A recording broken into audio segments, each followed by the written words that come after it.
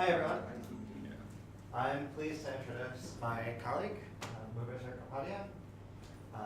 He's an assistant professor of computer science here, and he came to Rutgers after a PhD at UCLA, a postdoc with Norm Mather at the University of Pennsylvania, and a stint at Disney Research.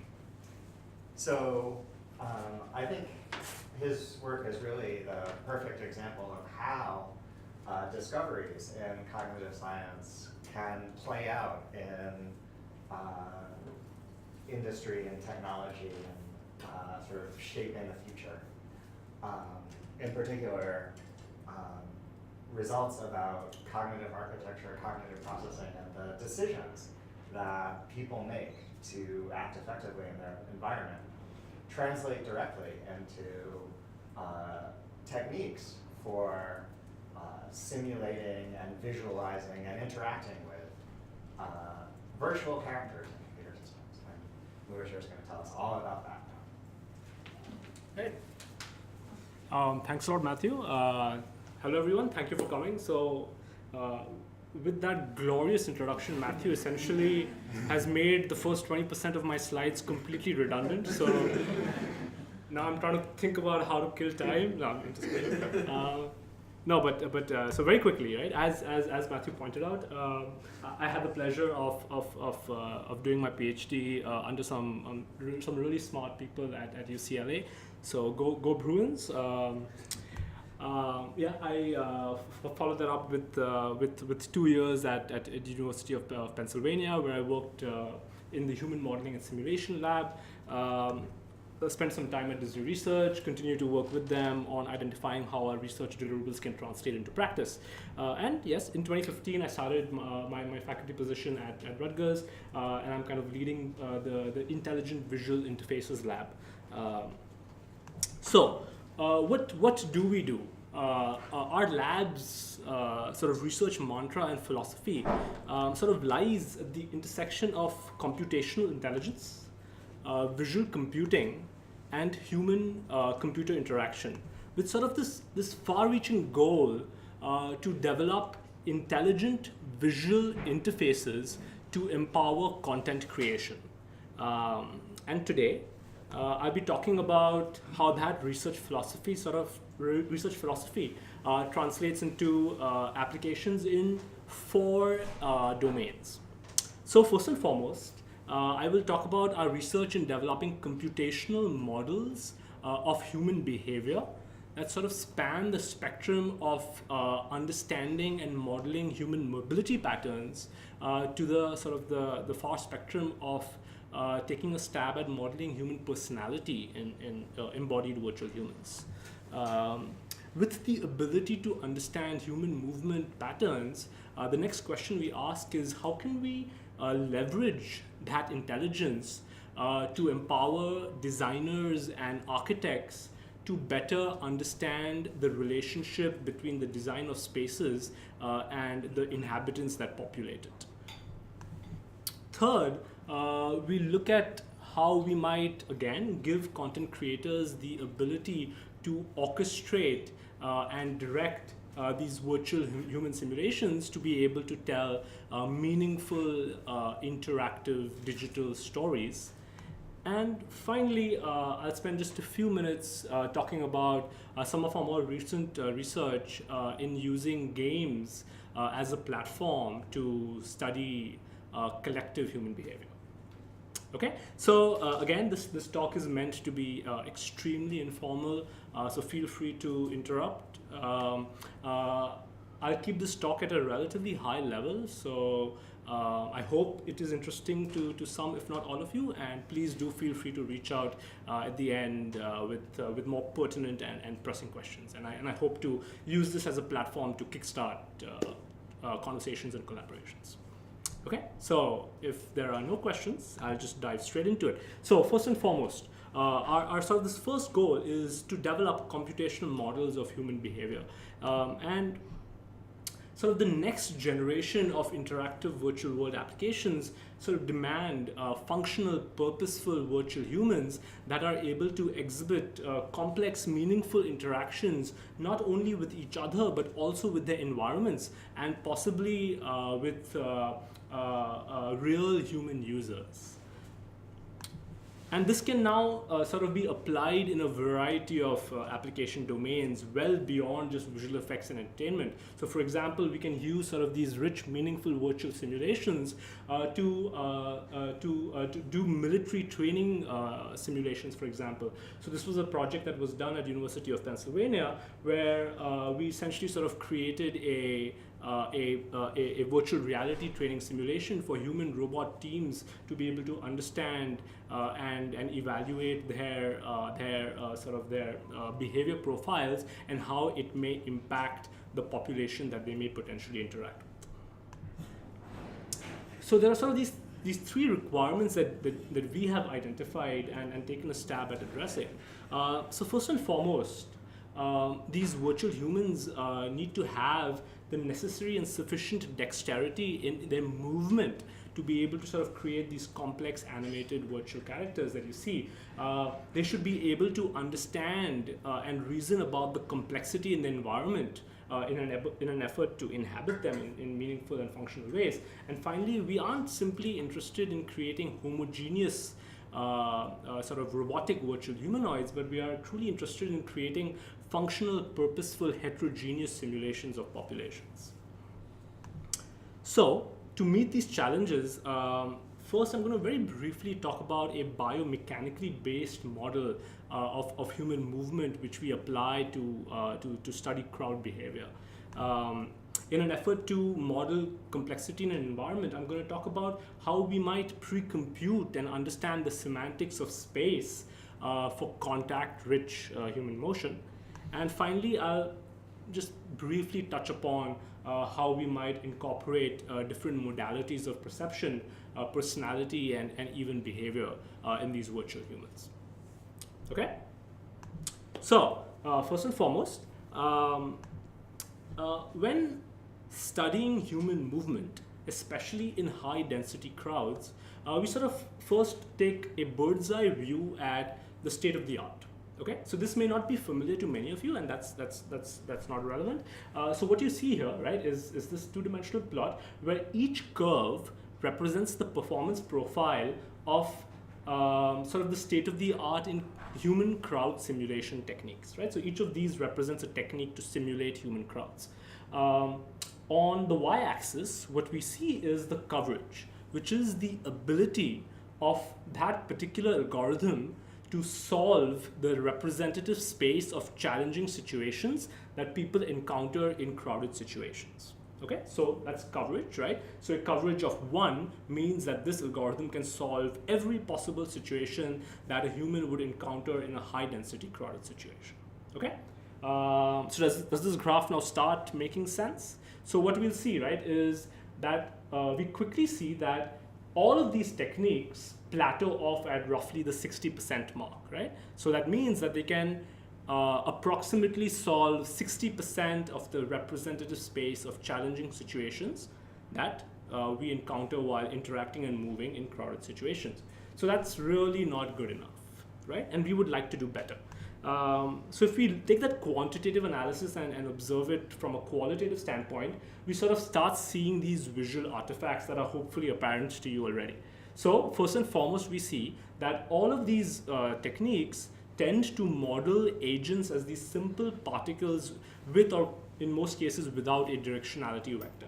So you sort of see that these simple modeling assumptions lead to artifacts like sliding in crowded situations, violation of simple orientation constraints, and these live locks in these narrow passages. And hopefully I'll be preaching to the choir if I say that this is not how we as humans move in crowds, right? So in an effort to resolve these issues, we propose sort of a fresh perspective where we seek to model the underlying biomechanics of how human bipeds walk by essentially choosing where to plant their feet while navigating in crowded situations. So I won't go into the details here, but in an essence, right, we are able to accurately yet efficiently model the underlying dynamics of the lower body of a human biped, and those biomechanical constraints allow us to efficiently understand and represent the space of permissible footstep placements any human biped can make in a given situation. We take that physical model and we sort of add essentially a planning layer to it, where this autonomous agent is now able to choose a trajectory of footsteps that allow it to get to its destination while accounting for the inherent constraints and capabilities that it has, while also satisfying other constraints like avoiding collisions, minimizing energy expenditure, and so on and so forth. Okay. So this model is it's particularly useful to look at this very seemingly simple example like a U-turn. So what you see here, right, is that this individual wants to take a 180-degree turn. However, in an effort to make that U-turn, it has to first plant its right foot in a direction that is orthogonal to its desired direction of heading. And this is in an effort to change its angular momentum such that it is able to then plant its subsequent foot in the direction that it wants to go. So this seemingly simple thing that we don't even think about requires this sophisticated model in an effort to produce this emergent behavior. And these more sophisticated representations of the sort of the collision bounds of an individual allow these people to sort of get significantly closer to each other in tight situations. So in this egress simulation, what I'm showing y'all is this particle overlay, right, which is the kind of the default representation of the agent. So we see that the particles are clearly overlapping with one another. However, the actual bipeds were not. So what this proves is that this more sophisticated representation of a human biped allows us to create more higher density and plausibly more accurate human crowd simulations than was possible before. Okay, so any questions? Yeah. Yeah, can you just explain, I think I understood what we were looking at, but each of these is running the same autonomous program? Yes. And you've told us a little bit about what the program is doing, but can you just spell that out a little bit more? Yeah, absolutely. So yes, so Jacob is right? Each of these agents is essentially running the same program for goal-directed collision avoidance, right? So what each agent is given an arbitrary destination, right? A position in space which it must reach, which in this case is outside this room, right? And each individual is essentially has a planner that is generating sequences of footsteps that takes it to its destination while avoiding any collisions and also minimizing an energy term, which essentially penalizes large deviations from your static optimal path to the target, right? So yes, to that effect, right? In this scenario, these agents are essentially homogeneous. So they have the same decision-making profile, and they have the same parameters. Yeah. So how do they know where the obstacles are? Oh, that's absolutely good. So what is modeled in each of these agents' brains is a visual perception layer, right? Which is essentially shooting rays in the foveal sort of perception cone, right? So at about a roughly 135-degree angle in the facing direction of that agent. So it's shooting rays and it's getting visual stimuli back that sort of says that there is an obstacle at this particular distance in this direction. And it sort of processes all of that information to create a sort of a mental representation of the space around it in an effort to choose its next footstep decision. So they're not aware of other agents behind them, for example? True. In this case, they're not, yes. So this is what we call an egocentric agent representation, where contrary to other approaches where each agent would have a global understanding of the space, in this case, they do not. But it seems from watching, Yep. the people, okay, there, I bought it, the people in the front seem to be aware that they can't,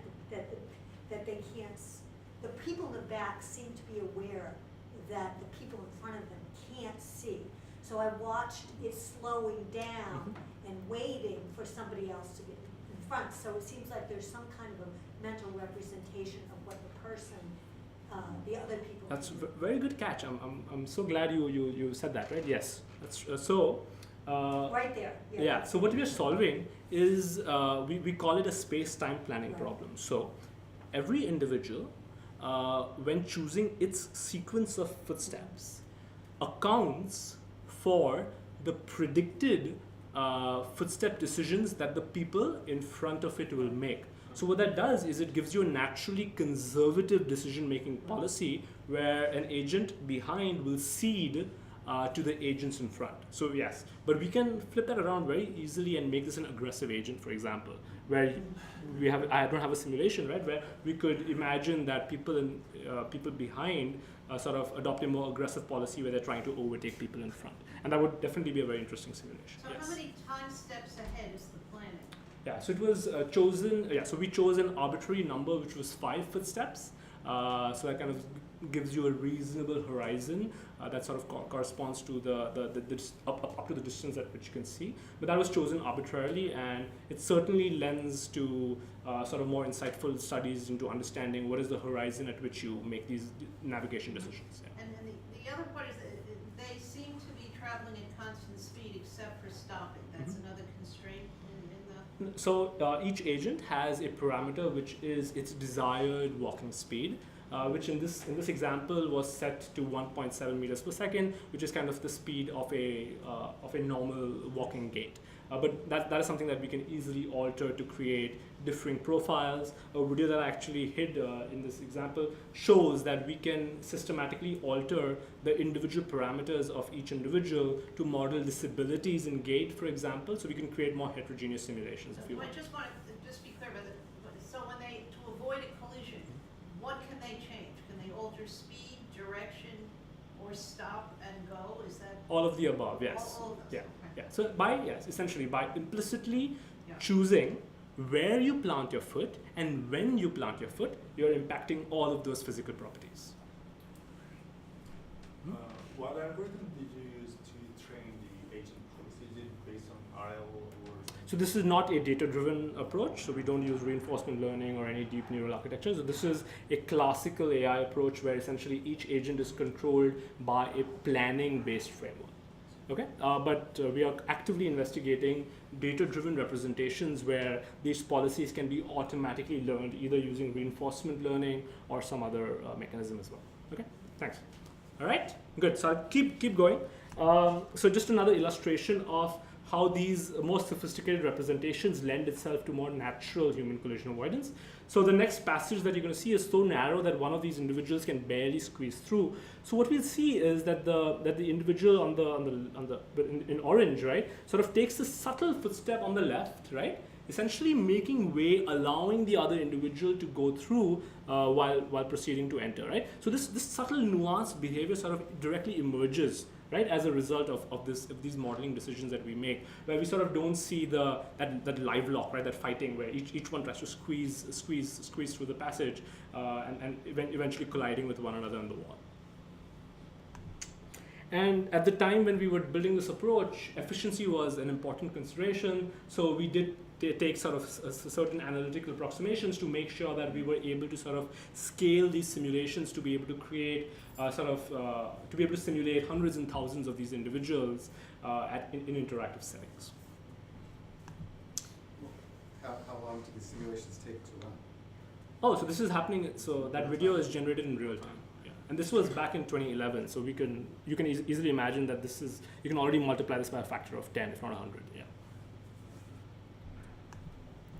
So if you go back to our coverage analysis, we see that this approach in question, which we appropriately call footsteps, is able to do better, right? So our hypotheses are somewhat proven here. So we can now go up to roughly 80% in our coverage of this particular algorithm. However, being perfectionists as we are, right, we would like to do better, right? So we would like to go all the way up to 100%. So unfortunately, I don't have the graph in front of me, but yeah, so we kind of sort of took a carefully tried to understand what is lacking in these approaches that prevent us from sort of capturing that last 20%.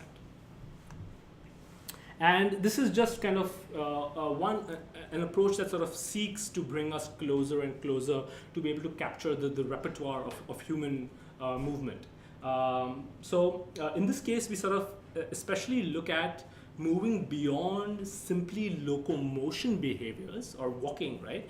And trying to capture the richer space of human dexterity, not only in the lower body, but possibly in the upper body as well. So this is just like a bird's eye overview of what we do, and I'll go over this very quickly. So this is now a data-driven approach, where what we do is we first assume that we have a large database of all of the possible behaviors that we as bipeds can perform, right? So now this is specifically intended at a parkour-like application domain, right? So we have sort of these somewhat radical behaviors, but it's intended to prove the purpose, right? So what we do, right, is given this motion capture data, right, of how people may move in a sophisticated and complex environment, we analyze the motion profile of that data to capture what we refer to as a contact constraint graph, right? So essentially what we're doing is we are sort of essentially analyzing that motion to understand the frames or the time steps at which a contact likely took place, and that can be detected by essentially checking for discontinuities in the movement, and understanding the sort of the dependency or the relationship between successive contacts. Okay, so each node in this graph represents a contact, and each edge in the graph represents the distance constraint between two successive contacts. So what I mean is that this contact took place, and this contact took place, and this is the distance between those two contacts. Okay, so or rather the displacement, because I'm capturing the direction as well. So we do that for a library of motion skills, and this is completely agnostic of any environment. Next, we analyze an environment. So what we do is we take some raw representation of an environment, right? So in this case, we sort of have this example that you see here. We first triangulate that environment representation to come up with a discrete representation of space. We cluster adjacent triangles that have the same normal properties to identify surfaces, and we cluster surfaces to have the same normal properties, right? So basically, all of the surfaces that are planar have the same color in this illustration. Okay, does that make sense? All right. So what we have now done is we have come up with some processed representation of motion and space. The next problem is to map these motion skills to where they may occur in space. Right? So this is what we refer to as a motion skill detection problem. Now I won't go into too many details of the underlying algorithm, but at a high level, this is essentially a constraint satisfaction problem, where the constraints that are embedded in that graph representation of a movement profile needs to be satisfied in any given region of space. So here's a visual illustration of how this algorithm happens. So what we're doing is you can think of this as a search, where given any initial position, we sort of are understanding the relationship between proximate surfaces to see if their surface normal properties allow for that contact to take place, and if the relative distance between those two surfaces satisfy the distance constraints that were present in that contact constraint graph. And if we do that for the sequence of contacts in that given motion skill, we will have identified that this motion can take place in this region of the environment. Okay? Does that make sense at a high level? All right. And that's basically it, right? So what we have now done is we have decoupled the analysis of human movement and an environment representation and come up with an approach to be able to detect what an individual can do in any given space. Okay?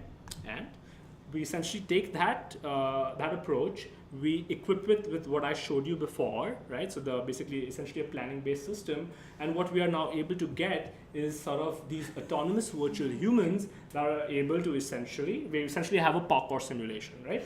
So this character is completely autonomous. All it was, I mean, this video is going by rather quickly, but all it is instructed is where to go to next. So any arbitrary position in space, and this autonomous character is able to reason about the world around it and figure out the sort of the sequence of motions that is going to take it there. Okay? So we've gone beyond simply planting your feet to be able to understand and reason about more sophisticated contact movement patterns to be able to navigate in complex environments. Okay? Yeah. So I don't understand, is there a role of prediction here? Like, can these agents fail? Think they can make a jump and then fall to their death? This simulation is purely deterministic, right? Yes, in this case, an agent will not attempt a maneuver where there is a likelihood of failure. But that is certainly a very interesting thing to model. They know the distances. Yes. Omnisciently. Yeah, so there's nothing fuzzy in its reasoning right now. But absolutely, we can definitely add these statistical layers or sort of these sub-symbolic representations, right? Well, absolutely. Due to the incorrect understanding of the frictional properties of that surface, an individual may slide and fall off the ground, and that demands modeling as we think ahead. Okay, very good. Any other questions? Well, just to follow, Yeah. so that implies that their knowledge of the surfaces It's perfect. doesn't come from the perception module you mentioned before. It's not just the depth, finding the depth rays.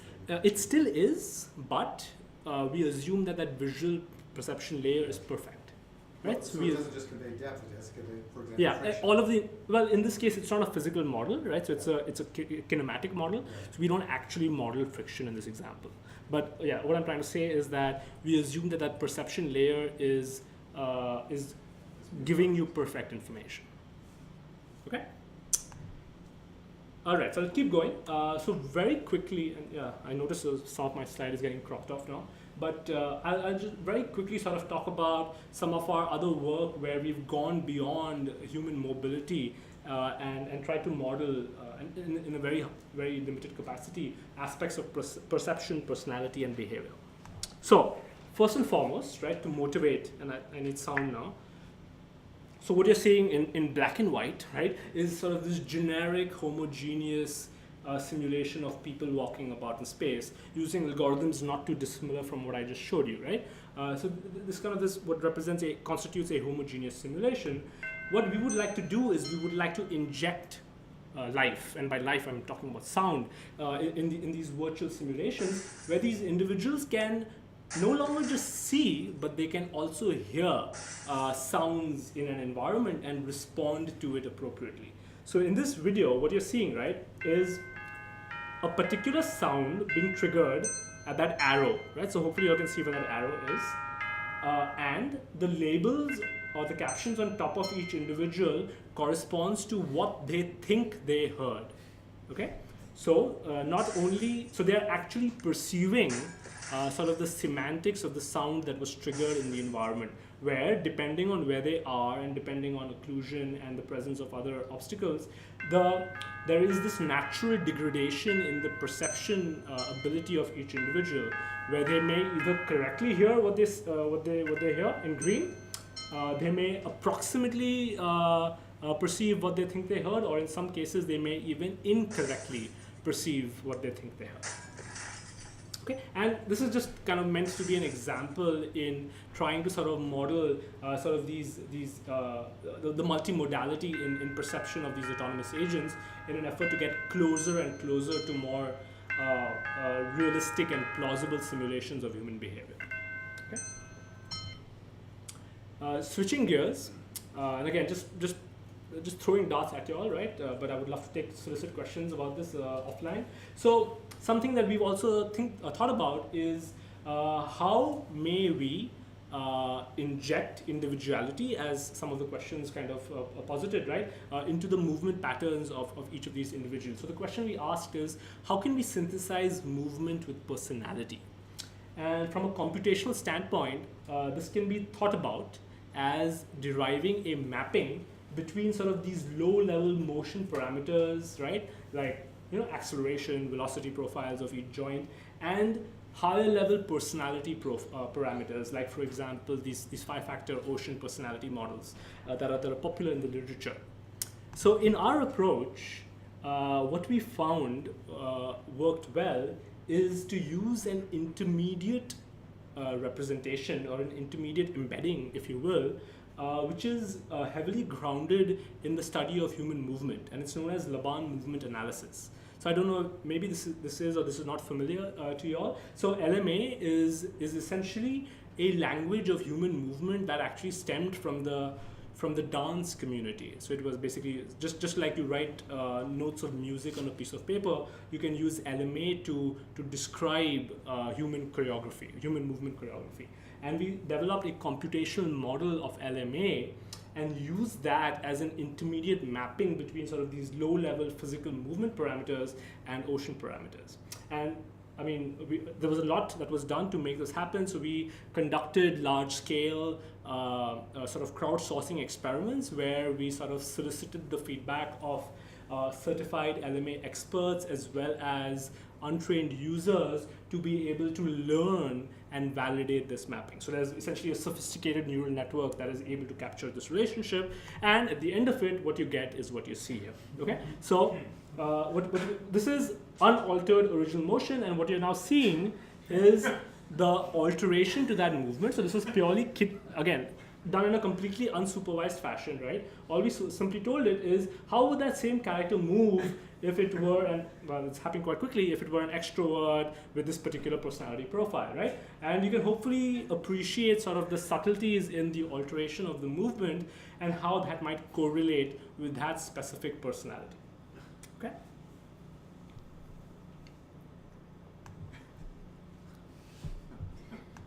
All right? And we can start seeing that this getting some laughs in the room. All right, so we can see how that might be valuable, right? Especially when creating animations for sort of larger, more sophisticated sort of sets of people, right? So that video just went by. I'll show you another one where we're now sort of animating a human crowd again in a more, and it was rightly brought about, right? That the simulation that you saw before were homogeneous, mundane, but now this is when we were able to sort of inject heterogeneity into these simulations. So even at a visual level, we can start appreciating sort of the importance of heterogeneity, right? And it's a whole other question to sort of understand and study the relevance of this when studying specific phenomena. So that is something that I would not try to attempt to answer in this talk today. Okay? All right, questions so far? Yes?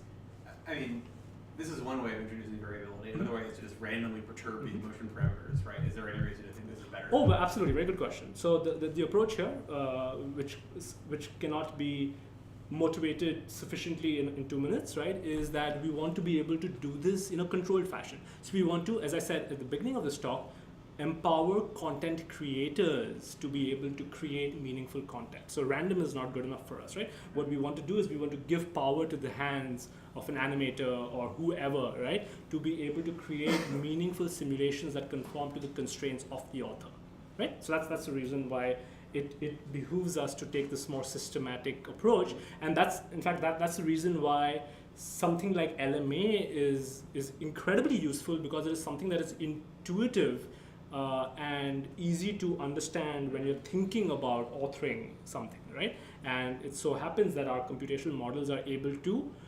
translate those higher level human input and use that to synthesize something that conforms to what you think you wanted to do.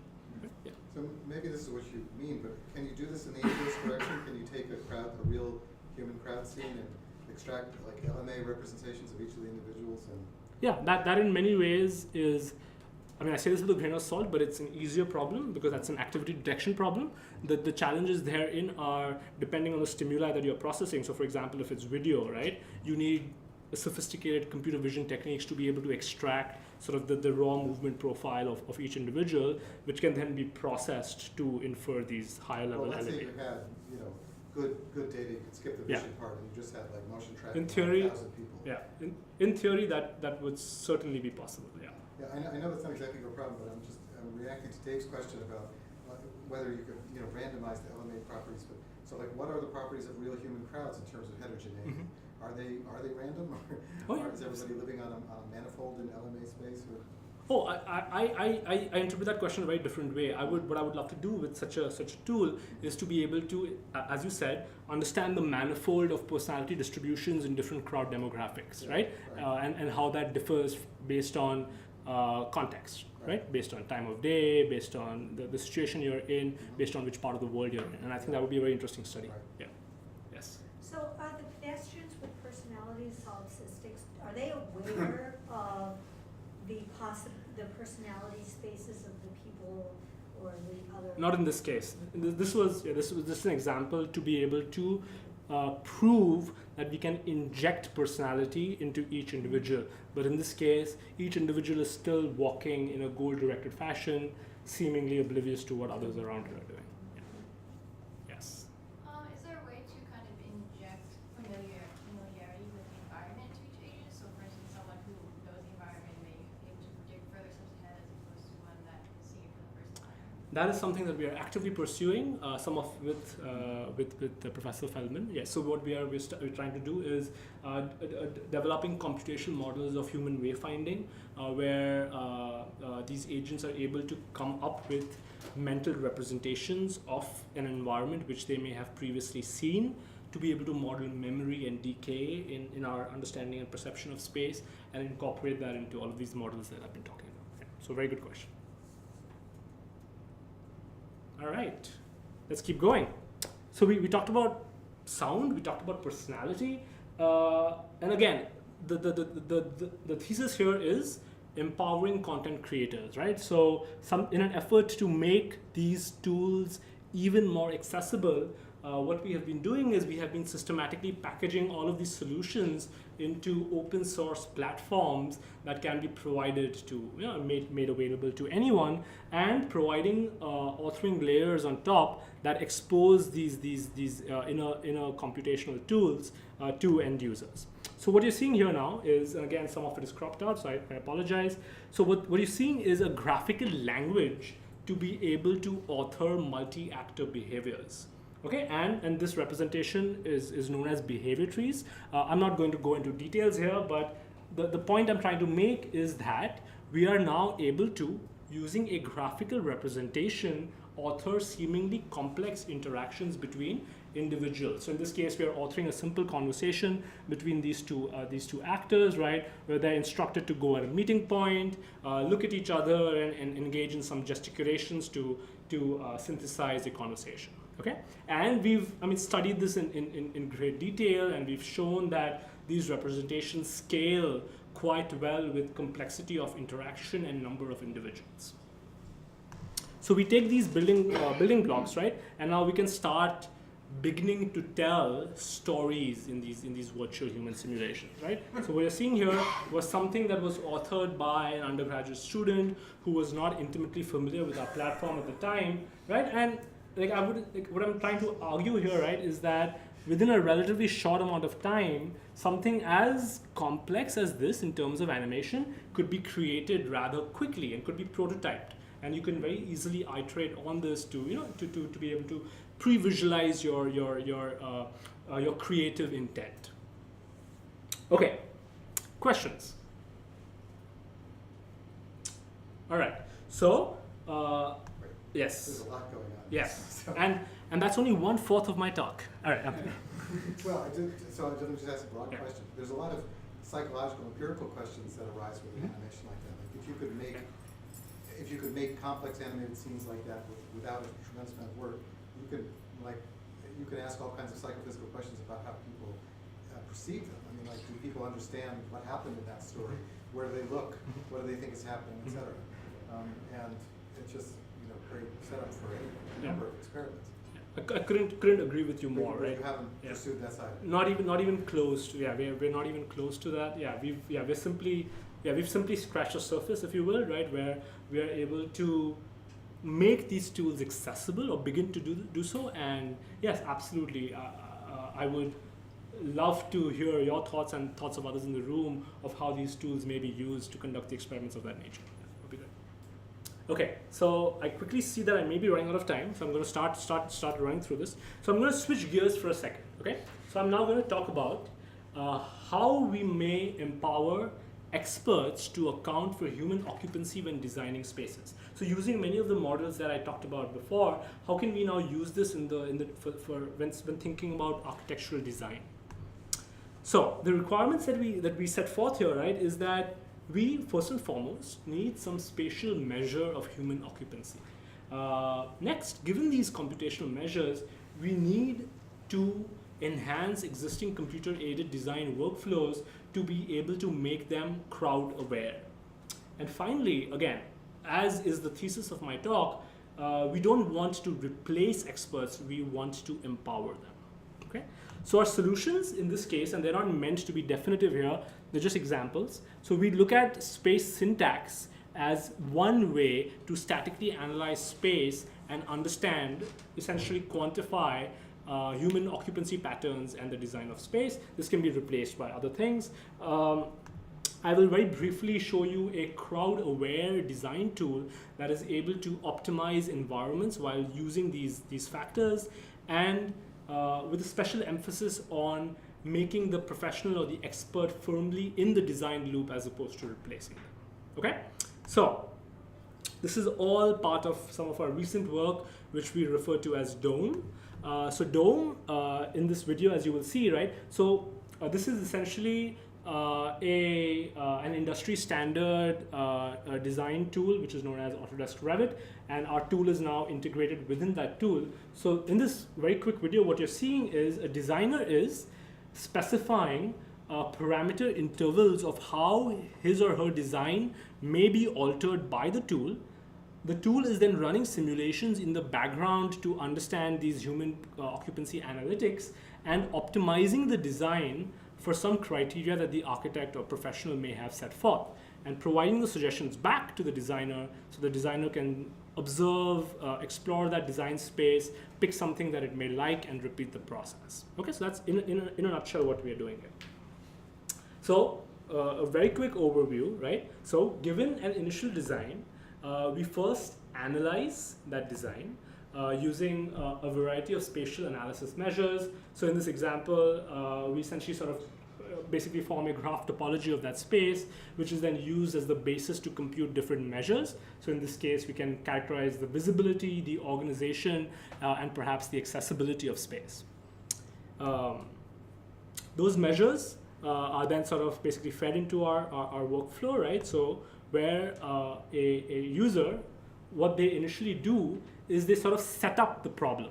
So they're specifying that I care about the visibility of the region in pink with respect to the areas in gray. So for example, I'm designing a museum and there's the Mona Lisa exhibit in the center there, and those are maybe the doorways, right? And I really care to optimize my environment to cater to that Mona Lisa exhibit.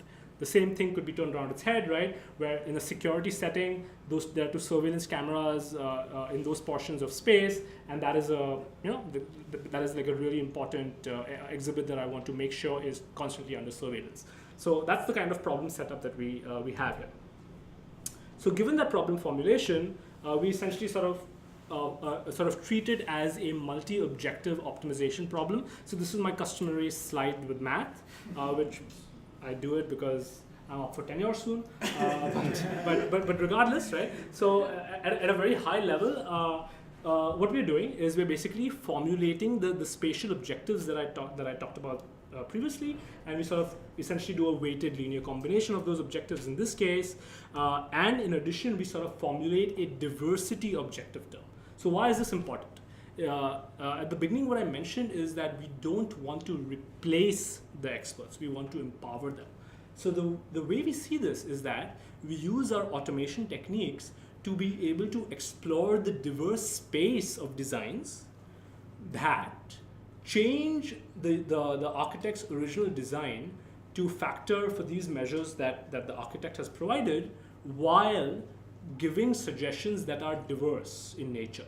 Right? So this allows the architect to be able to use computation to explore a wider variety of design configurations, right, which the architect may not have previously thought about.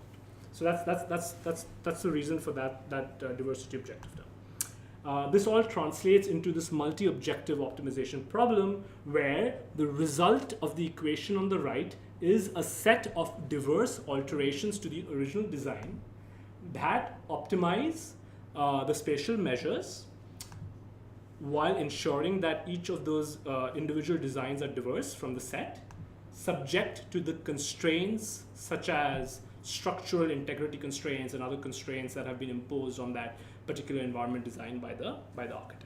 Okay, so that's essentially the problem that we are solving. Okay, this is the algorithm that does it. So again, I'm just going to just race through this, right, because this is really not relevant to the discussion today.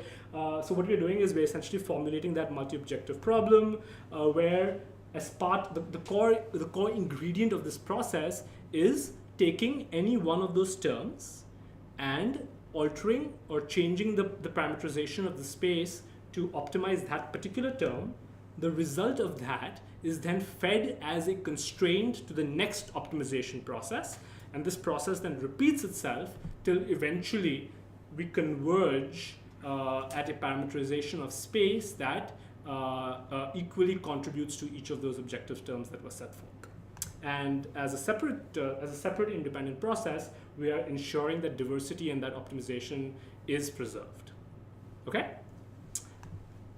So all of that mumbo jumbo sort of produces what you see here, right? Is that we sort of have this hierarchical diversity optimization system working interactively behind the scenes, completely unbeknownst to the user, and that system is constantly providing these design alterations back to the user for review and selection.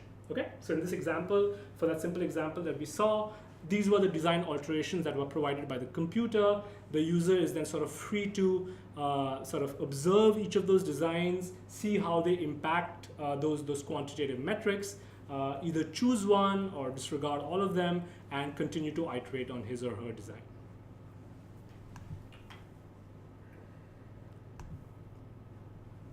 Okay, and yes, and finally, the result of that review and selection is essentially used to close the loop of this optimization process. So let's look at some examples. So here's kind of this stereotypical example where, just for fun, we tried to optimize a maze where in the first case, we tried to reduce the complexity in the maze. Okay, so what you're seeing is the result of our system. So this was automatically generated by our system, where, as you can see now, that the resulting complexity or the perceived complexity in the maze is now significantly minimized by essentially ensuring that the doorways are relatively adjacent to one another. And just for fun, we tried to inverse that process where we took the resulting environment with minimum complexity, and we tried to inject the complexity back into it, and we were able to validate that the system could actually reproduce the maze that was originally designed. This was just a virtual reality user study that we conducted, where we actually had users navigate both the complex and the less complex maze to be able to prove that the system was able to inject complexity on its own. Moving away from that toy example, we also sort of played around with this art gallery. So what you're seeing here, right? Again, it's a little hard to interpret in the short time, but what we tried to do in this case is we tried to optimize the visibility and accessibility of these paintings and these exhibits from the corridors in the space. And in that frame that just went by, you can see that in the optimized example, there is a greater visibility and accessibility of the regions of space that the designer may care for. Right? So again, these examples are simply trying to validate that these computational design tools are indeed valuable as a design assistant. And what we are currently doing, actually, together with my postdoc, is we are sort of actively exploring how these tools can actually be used within existing design pipelines, and to be able to validate whether it is indeed able to improve the design efficacy of both experts and novice users alike. Okay? Any questions so far? All right. Yes? Just really quick, so I know you're saying, you want to empower the expert, but it seems like, that this could be used by anyone with Mhm. little experience or research with what you're working Mhm. towards, so. Oh yeah, I mean you can foresee a future, right? Where and that Yes. future is not that far off, where you can use this as an interior design tool, right? So you can imagine on your own iPad, you can sort of take the floor plan of the apartment you're about to rent, and you can start using these CAD tools to automatically forecast how you might arrange your furniture in the room, right? So that's certainly something that can be thought about as an end goal. Yeah.